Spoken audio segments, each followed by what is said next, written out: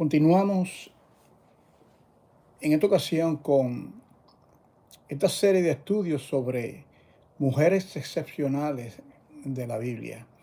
Qué gran legado, amados hermanos, le habla su amigo y su hermano Juan Córdoba. Sirvo a la iglesia, al cuerpo de Cristo, aquí en la ciudad de Nueva York, por más de 30 años para la gloria del Señor. Hace unos días tomé a la primera creación de la mujer que fue a Eva. En esta ocasión yo quisiera tomar como una mujer excepcional, hablar un poco de Sara, la princesa o la mujer de Abraham. Yo creo que fue algo muy, pero muy difícil para, para Sara, cuando Dios le hace el llamado de Ur de los Caldeos, y Dios le habla y le dice: sal de tu tierra y de tu parentela a la tierra que yo te mostraré. ¿Usted ha pensado, hermano, lo difícil que sería para ella? Ya estaba establecida. Ur de los Caldeos se podía comparar una ciudad completamente desarrollada, como lo demuestran los hallazgos arqueológicos. Una ciudad moderna. Podíamos comparar a Babilonia o Ur de los Caldeos, a una ciudad como Nueva York o Londres o el Canadá, y que ella, su marido, le habla y le habla del llamamiento que Dios le ha hecho. Le dice: mira, Sara, Adonai o el Señor se me ha aparecido y me ha hablado y me ha dicho que yo tengo que salir, es decir, renunciar a todo lo que tengo. Mi labor aquí en Ur de los Caldeos, él me ha dicho que tengo que dejar a mi padre, a todo mi parentela, y que yo tengo que salir. En ningún lugar dice la Biblia que Sara comenzó a cuestionar a su marido, a preguntarle.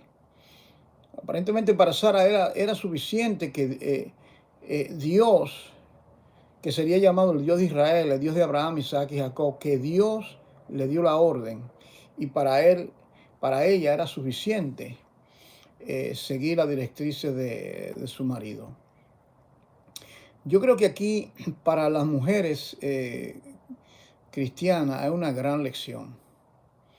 Dios ha establecido que la cabeza del hogar es el marido, y cuando hay decisiones trascendentales que tomar, tiene que haber el diálogo, pero Dios le hace responsable al hombre para esa decisión, sea una decisión prudente o sea una decisión imprudente, como el caso de Adán y Eva. Eva fue la primera que pecó, mas sin embargo Dios ha hecho, y la Biblia lo reitera, Dios hizo responsable al hombre por la decisión. Entonces hay algunas lecciones que nosotros debemos espigar cuando hablamos de esta mujer excepcional, Sara. Entonces nosotros encontramos, entre muchas cosas, quisiera mostrarles aquí, eh, primeramente, las cosas que Dios le dice. En primer lugar, aprendemos de Sara que Sara es una mujer que tenía una gran dificultad. Y la dificultad de Sara es, número uno, en Génesis 11 dice que Sara era estéril, el capítulo 11.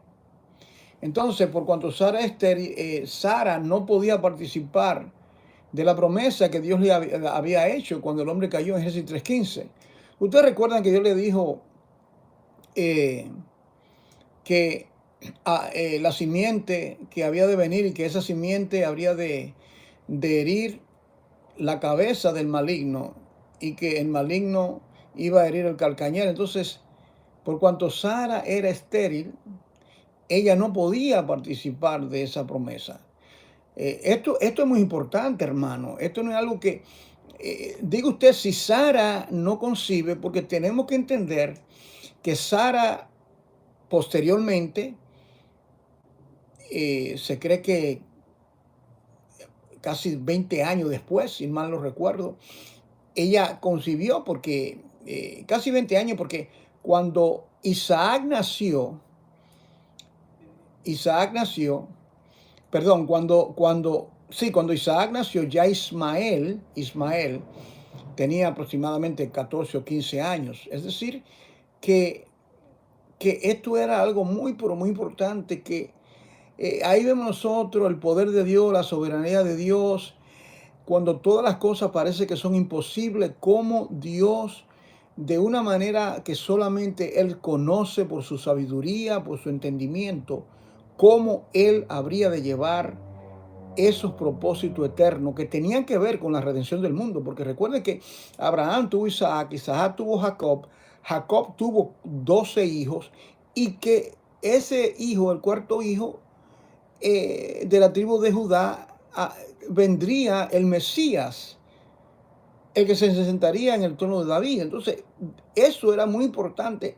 Y uno se tiene que quedar maravillado. ¿Cómo que el Señor escoge a una mujer estéril? Y yo pienso que el propósito de todo es que Dios quiere glorificarse.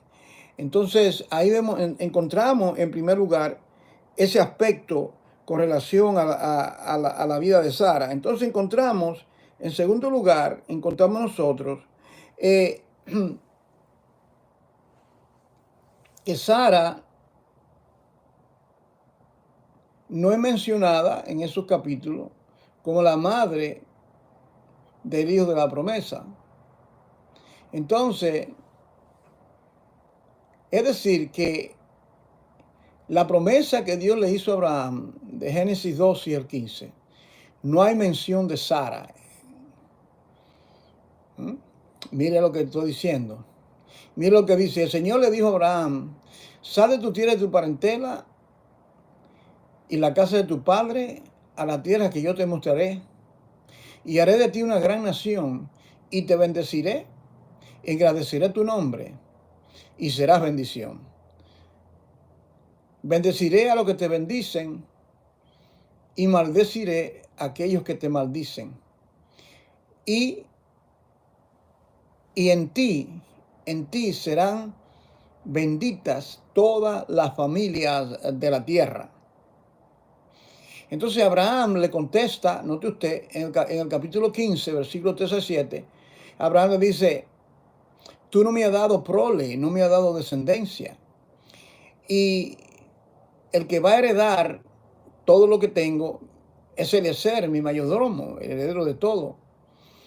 Entonces el Señor le contesta, le dice: él no te heredará, sino un hijo te heredará. Y Dios los trajo afuera y le dijo: contempla los cielos y trata de enumerar las estrellas, si lo puedes hacer, así será tu descendencia. Entonces dice: y Abraham creyó a Dios, creyó lo que él le dijo, y le fue contado por justicia. Entonces ahí vemos nosotros la primera persona que se menciona por nombre, que fue justificado por la fe. Sí, yo sé que todos los demás, Enoc y todos los antecedentes, pero por nombre, se dice que él fue justificado por la fe. Entonces encontramos, en tercer lugar, que en Génesis 16 nosotros encontramos que Sara quería participar de la promesa de 3:15, pero por un medio que Dios no había diseñado. Ella veía su imposibilidad, ella veía su esterilidad. Abraham era viejo. Abraham, ella estaba avanzada, en los 90, y, y todavía no había tenido un hijo a esa larga edad. Entonces, alguien se pregunta, pero eso es algo, sí, bueno, el código de Hammurabi, las leyes de ese tiempo, permitía que si una mujer era estéril, podía proveerle legalmente una de sus esclavas para tomarla como mujer y así poder tener descendencia. De manera que Sara se proveyó de esa ley y tomó a Agar, se le entrega como esposa a Abraham en Génesis 16. Entonces, pero en ningún lugar se menciona que esa promesa había de venir por medio de Sara en Génesis 12 y 15. Nosotros no encontramos eso. Entonces, eh, es algo increíble que entonces Abraham diría, bueno, el plan B, ya que el plan A no se cumple, el plan A, Dios me dice a mí que yo voy a hacer descendencia, el tiempo está pasando, estamos viejos, bueno, déjame ir al plan B. Es importante que nos detengamos aquí y para poder explicar, amados míos, algunas lecciones para nuestras vidas. ¿Cuántas veces el Señor nos ha hablado, nos ha hecho promesas en su palabra? De alguna u otra manera, Él nos ha delineado su propósito en nuestras vidas. Nosotros nos desesperamos al ver que las cosas no acontecen tal como Él ha dicho. Y nosotros intentamos de ayudar a Dios o nosotros intentamos a ir al plan B.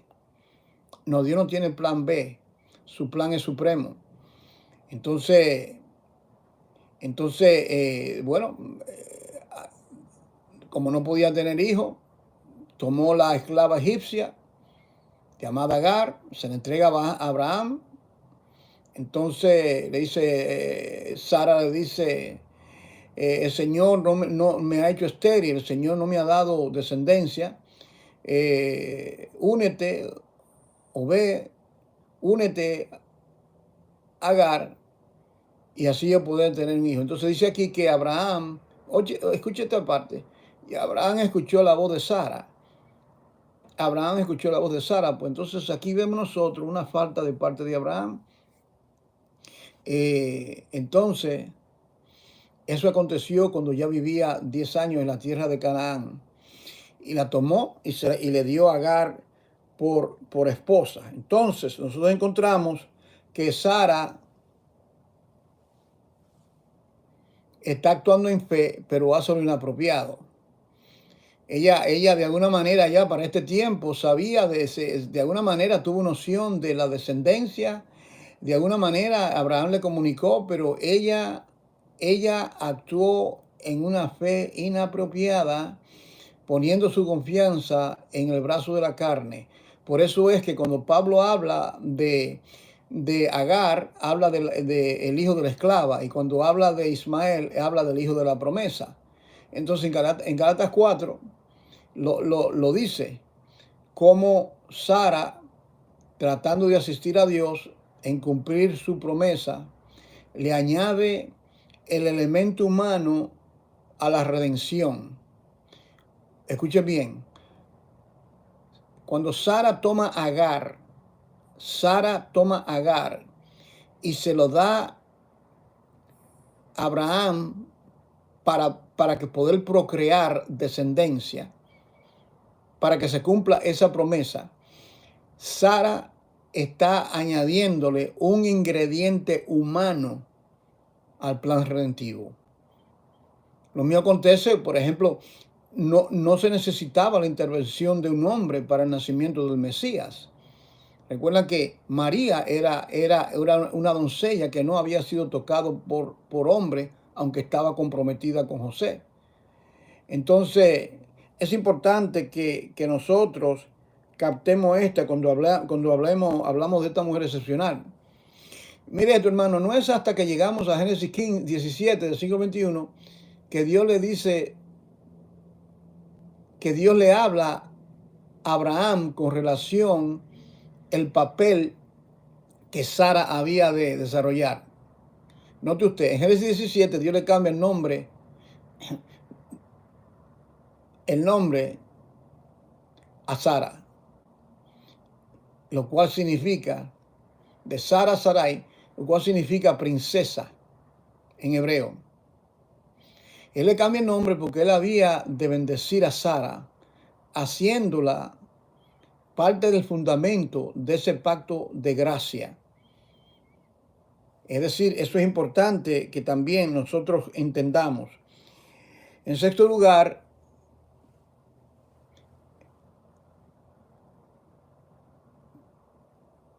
la promesa de Dios, Dios le promete a Sara un hijo. Entonces, aunque, dice hermano, pasaba el tiempo, eh, aunque la promesa fue hecha a Abraham directamente, no fue a Sara, pero Sara era una ficha o un componente muy importante que Sara había de concebir.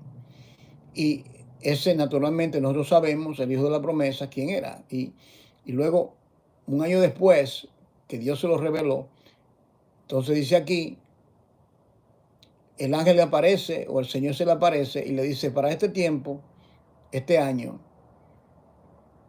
tu esposa tendrá un hijo. Y dice la escritura que Sara estaba detrás de la tienda y se estaba escuchando, y nosotros sabemos que ella se estaba risa para ella, porque ella decía, después que estamos tan viejos, tendré deleite o voy a disfrutar de mi marido teniendo relaciones sexuales con él. Nosotros encontramos, hermano, que importante que todo esto es escrito para que nosotros veamos la fidelidad de Dios, el poder de Dios, que Dios no tiene límite, que no importa, como dice en una escritura, aún las piedras pueden hablar. Dios es ilimitable, querido hermano. Entonces encontramos también, con relación a esto, encontramos entonces que Sara se ríe de gozo, o también podía ser de incredulidad. El asunto es que se ríe. Entonces, en esta nota dice que era como vivir en Beverly Hills, como les dije anteriormente, y y uno irse a vivir en una carpa. ¿Mm? Donde encontramos que en dos ocasiones diferentes, algo que la escritura relata, el esposo le dice a ella que mienta con relación cuando llegaba a un lugar por el temor que tenía, que tal como aconteció, que se enamoraron de ella y estos monarcas querían tomarla. Dice aquí que Abraham estaba avanzado, Abraham y Sara estaban avanzados en edad y que ya le había cesado la costumbre de las mujeres y ella se ríe.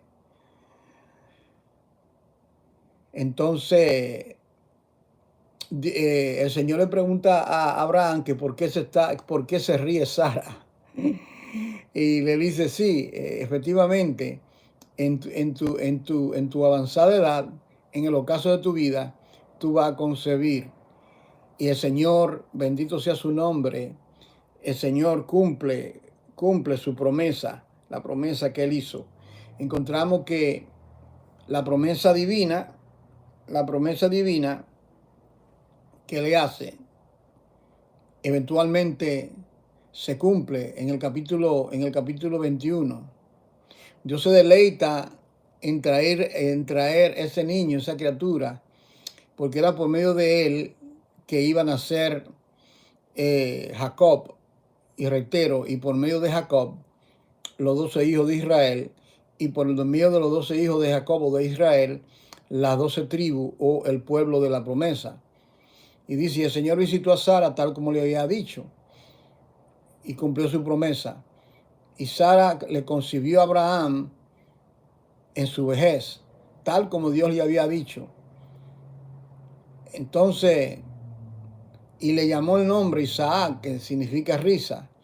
Y dice que Abraham lo circuncidó cuando tenía 8 días de nacido. El número 8 en la escritura es el número de un nuevo comienzo. Era un nuevo comienzo porque ahora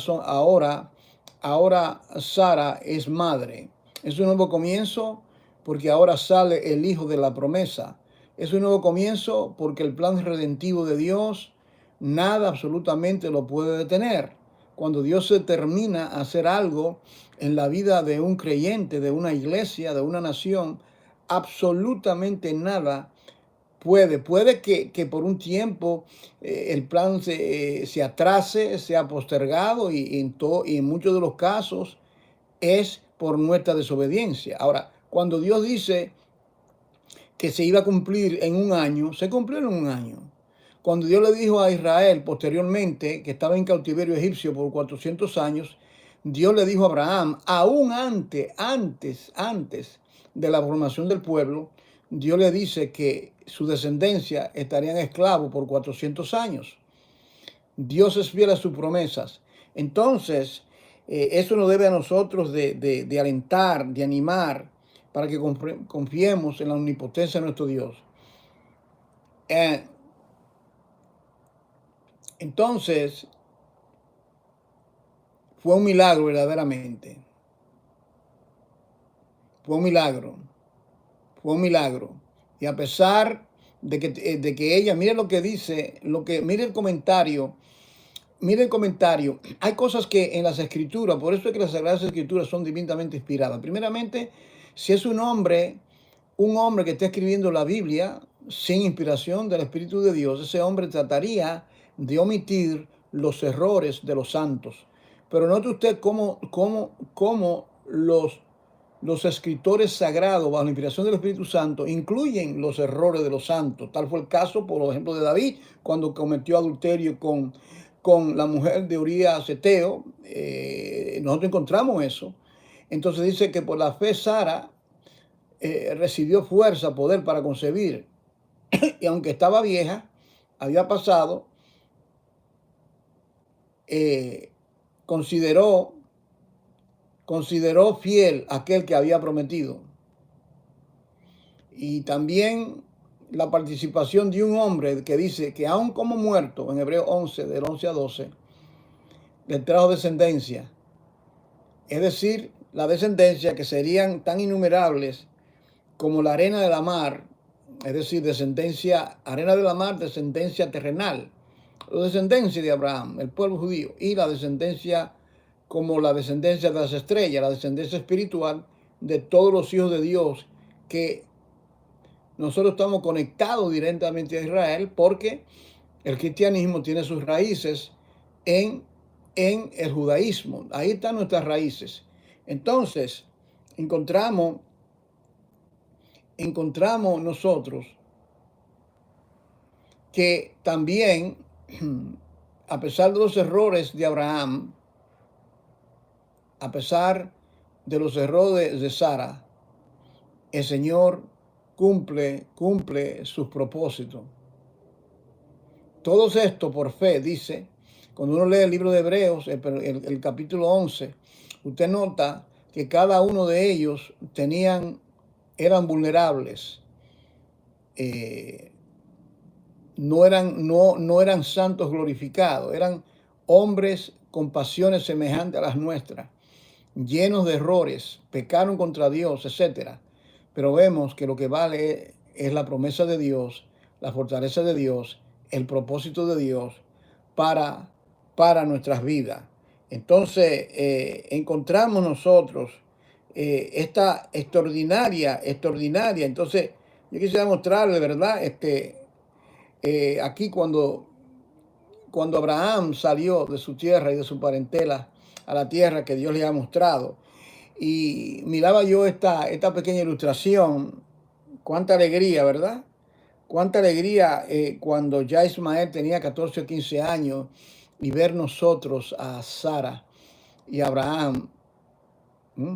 Nosotros lo que, usted nota nosotros que cuánto disfrutamos de nuestros nietos, ¿verdad? De nuestros nietos. Y lo tratamos como si lo queremos tanto, ¿verdad? Lo disfrutamos tanto cuando llegamos a los casos de nuestras vidas. Abraham, aunque estaba bastante viejo, y Sara, qué alegría, qué gozo poder tener la bendición y saber que había un propósito muy definitivo, ¿verdad? Ellos poder abrazar a Isaac tan hermoso, cambiarle los pañales, darle el pecho. Tuvo que hacer algo sumamente hermoso la alegría que llegó a la casa de Abraham con el nacimiento de Isaac. Verdaderamente, hermanos, que Sara es una mujer sumamente excepcional. Una de las cosas más hermosas cuando habla de la mujer en el Nuevo Testamento y dice en 1 de Pedro 3, si mal no recuerdo, que habla de que el atavío de una mujer, una mujer, no debe ser de peinados ostentosos o cosas caras, sino que debe de ser el atavío de un espíritu afable. Y luego, una de las cosas que yo encuentro, y lo he compartido muchas veces, hablando en conferencias matrimoniales, encuentro sumamente interesante que lo que Dios dice con relación a Sara, y dice que Sara se sujetaba a Abraham, su esposo, y lo llamaba mi Señor, mi Adón. Adonai es el Señor, el Eterno. Adón, el Señor. Ella decía, tú eres mi amo, tú eres mi amo. Esto es algo tan hermoso y en estos días donde se habla tanto de la liberación femenina, la mujer cristiana tiene que tener cuidado de no entrar en esos pensamientos que a veces del mundo salpica a la congregación. La mujer es llamada a estar en sumisión a su marido. La mujer es llamada a obedecer a su marido. Es triste ver mujeres que constantemente contradicen lo que el marido le dice. Discuten con su marido por las cosas más mínimas. Y es triste ver que una mujer que se llame cristiana, leyendo la Biblia, estudiando la palabra, tenga tanta dificultad. Y yo no estoy hablando aquí en el caso de machismo, no, estoy hablando de que si un hombre ama a su esposa, demuestra su amor para con ella, esa mujer debe de ser una mujer obediente. Porque recuerde que de la misma manera que Cristo es la cabeza de la iglesia, que es la mujer, el marido es la cabeza del hogar. Yo espero, hermano, que esta reflexión sobre esta mujer excepcional, Sara, pueda ayudarnos, y no solamente a las mujeres, sino a nosotros los hombres también, porque la mujer ha de ser amada, ayudada, respetada, como brazo frágil. Que el Señor sea muy glorificado en la vida de cada uno de ustedes. Por favor, comparten contenido para que otras personas puedan también ser edificadas. Te saluda y te da un abrazo tu amigo y tu hermano Juan Córdoba.